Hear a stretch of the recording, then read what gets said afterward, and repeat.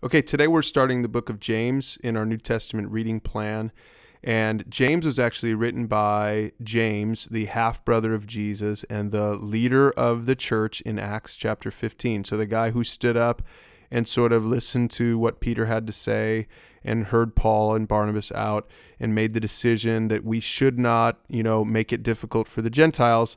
That's the guy who wrote this letter. And probably this letter was written even before Galatians was written, and it probably was even written before the council in Jerusalem in Acts 15. But I put it here because I wanted to make sure that you understood Paul's letter to the Galatians first, because it really frames sort of what we call foundations, that a pursuit of God is all about these three things: trusting Jesus for salvation, honoring God in our everyday lives, and then helping other people to trust Jesus and honor God, making disciples. And that's our foundation series. If you haven't taken that, I'll put a link to that right here so that you can check it out. But James is actually what's called a general letter, because it says right here in verse 1, this letter is from James, and he says, "I'm writing to the 12 tribes, Jewish believers scattered abroad. Greetings."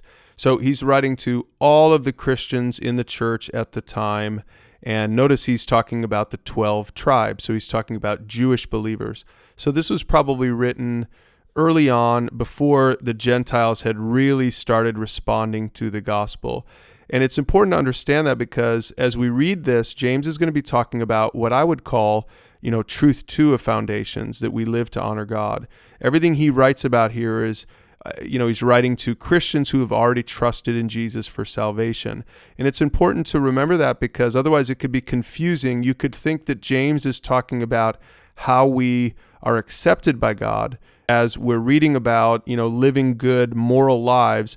You just need to understand that James is not talking about living those lives so that you would be saved, because he knows that you're saved by grace through faith in Jesus Christ. He's just talking about a bunch of Christians, and he's saying, hey guys, you should still live these lives that honor God. And that's really the theme of the whole book of James. So think of it as a truth two letter, whereas the book of Galatians, a letter to the Galatians, was really foundations. It was truth one, truth two, and truth three from our foundation series. So in verse 2, James is going to say, "Dear brothers and sisters, when troubles of any kind come your way, consider it an opportunity for great joy, for you know that when your faith is tested, your endurance has a chance to grow." And if you read that with the first 10 chapters of Acts in mind, you'll understand what he's talking about. The early church, even in the synagogues, was really a lot of persecution came against the church. And James is basically saying, as a leader in the church, hey, keep moving forward. Don't be discouraged by it, and consider it an opportunity for great joy and a chance to test your faith. So as we scroll a little bit further, and I'll let you read that for yourself. As we scroll down here, he says this. He's talking about temptation now. "Temptation comes from our own desires, which entice us and drag us away. And these desires give birth to sinful actions. And when sin is allowed to grow, it gives birth to death." Now, I think of this as the progression, the sin progression. He says temptation doesn't come from God. It comes from us, this desire in ourselves to still sort of live according to our own lives and our own opinions and feelings.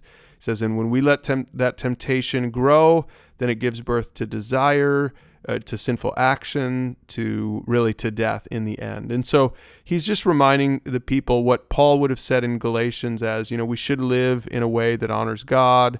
We should live according to the fruit of the Spirit. And James is saying that sort of in his own words. He says, "So get rid of all the filth and evil in your lives, and humbly accept the word God has planted in your hearts, for it has the power to save your souls. But don't just listen to God's word. You must do what it says. Otherwise, you're only fooling yourselves." Now, we're going to see he's going to develop this theme more as he continues to write this letter to all of the Jewish Christians in the church. But at least for now, you're ready to get started in James. So read chapter 1, and we'll see you tomorrow as we dig a little bit deeper in James chapter 2.